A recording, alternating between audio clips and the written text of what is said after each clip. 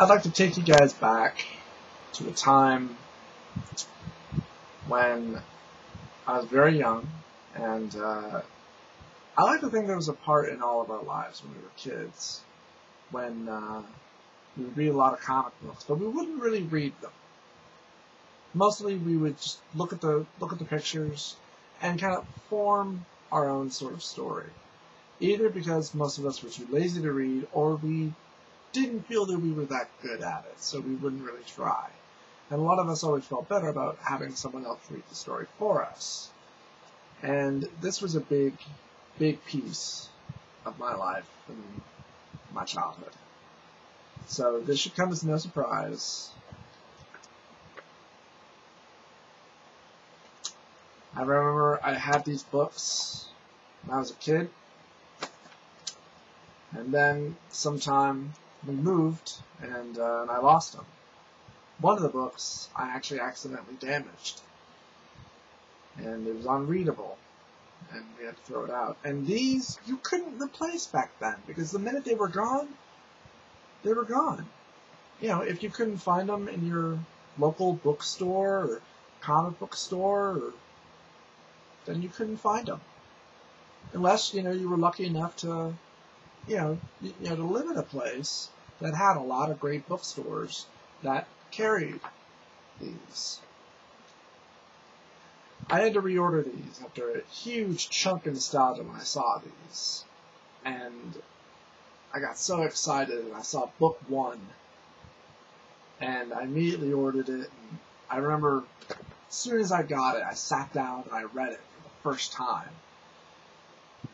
and it's still very close to my heart.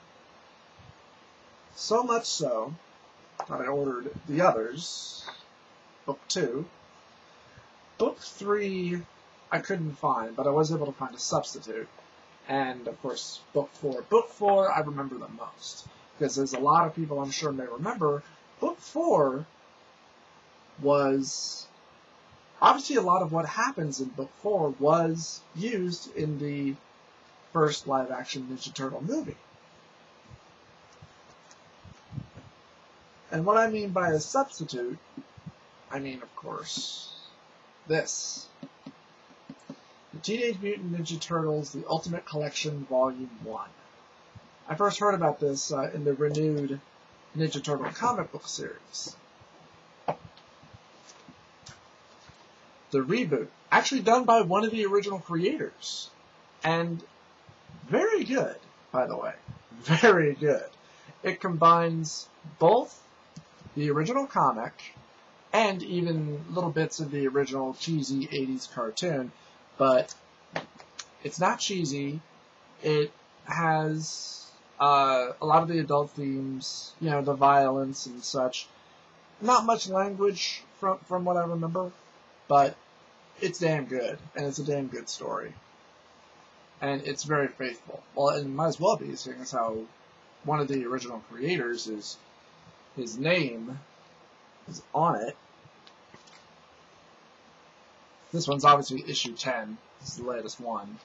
We finally get to meet the Shredder.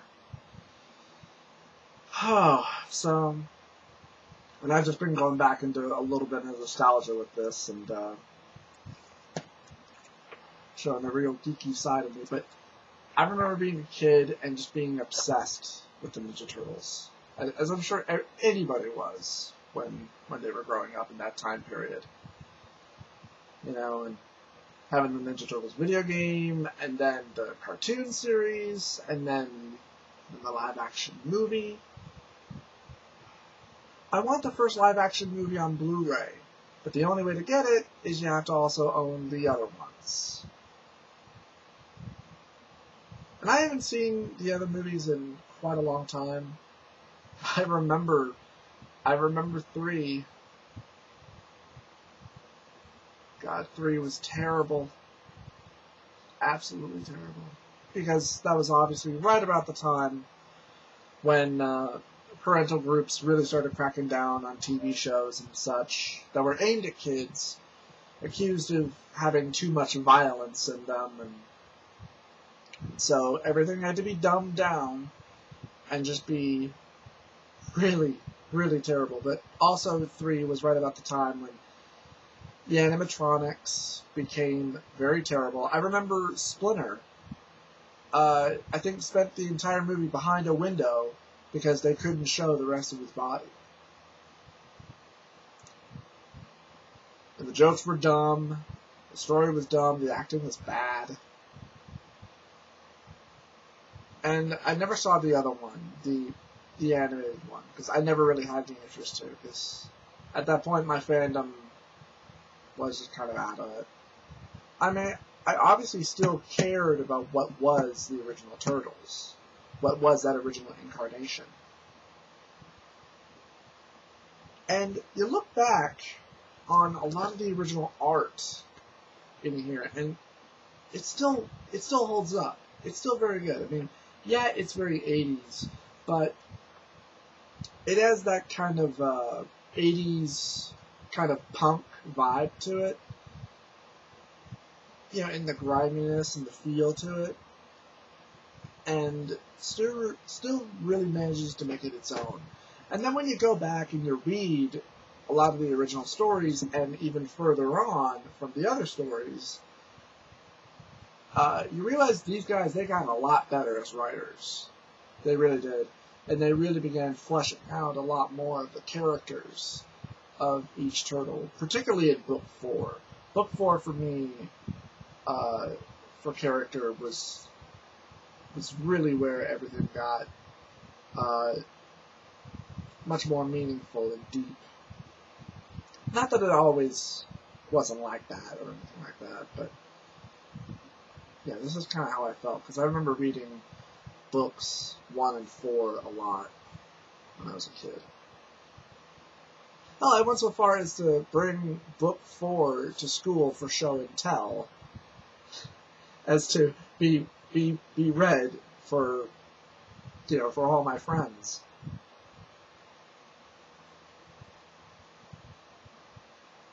And it's kind of sad too when you know, you look back on something from your childhood, and, you know, and I miss things like these, you know, very old video game advertisements, just things from your childhood. And then you look back on them and you realize exactly how long it's been.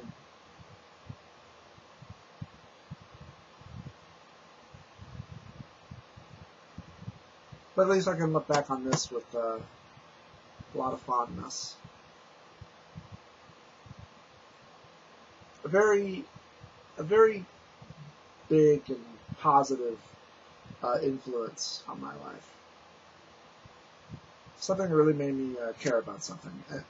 As with anything, for anybody else, for anybody who's ever inspired by something, be it you know, be it a silly comic book about some Ninja Turtles, be it an artist, be it music, be it a video game, be it a movie, be it a cartoon. We're all differently inspired, and we're all differently moved by something. And that shapes a part of our lives, or at least it inspires us in some way. I just wanted to personally reflect on something that I deeply cared about, and still care about. And I'm glad that that this is something that was rebooted with, obviously,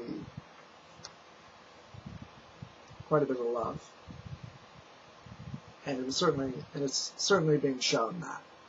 So if you can find these new comics, or hell, even the old comics, and you're a fan, check them out. Alright, well, that's enough of this old man's ramblings. See you around.